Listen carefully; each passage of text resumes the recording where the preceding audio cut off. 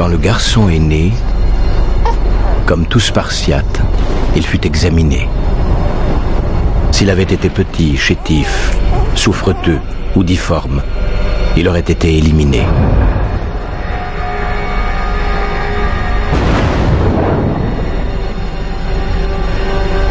Dès son plus jeune âge, il fut initié à la violence du combat.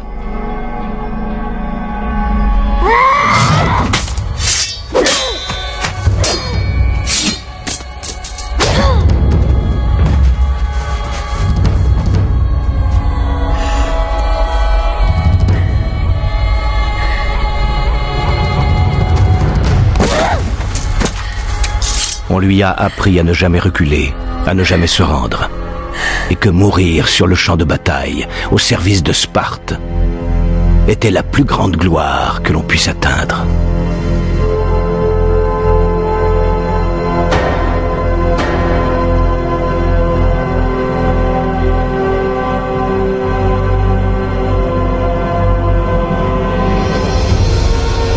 À l'âge de 7 ans, comme le veut la coutume à Sparte, le garçon fut enlevé à sa mère et plongé dans un monde de violence.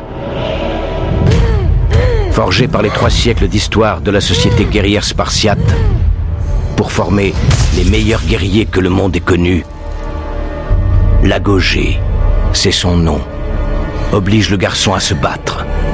La femme le pousse à voler et, s'il le faut, à tuer. Il est puni à coups de trique et de fouet, entraîné à ne montrer ni douleur, ni pitié.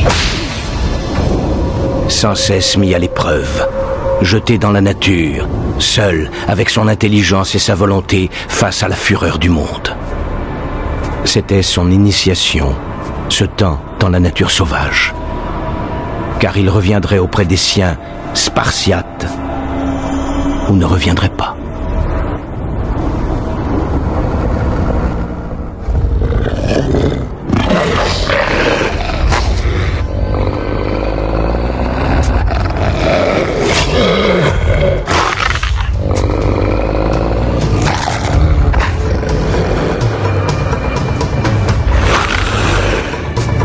Le loup tourne autour du garçon, des griffes noires et puissantes, le poil sombre comme la nuit, les yeux rougeoyants, tels des rubis sortis du gouffre de l'enfer.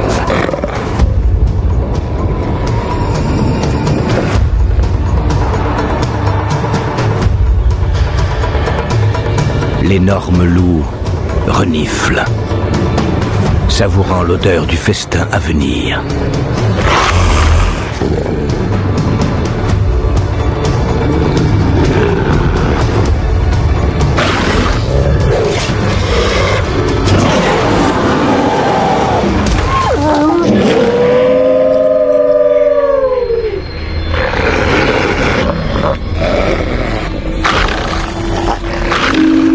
Ce n'est pas la peur qui le tient, seulement un sens plus aigu des choses.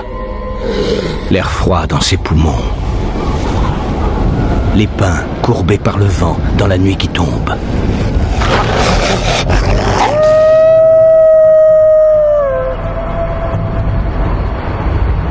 Ses mains sont fermes. Sa position parfaite.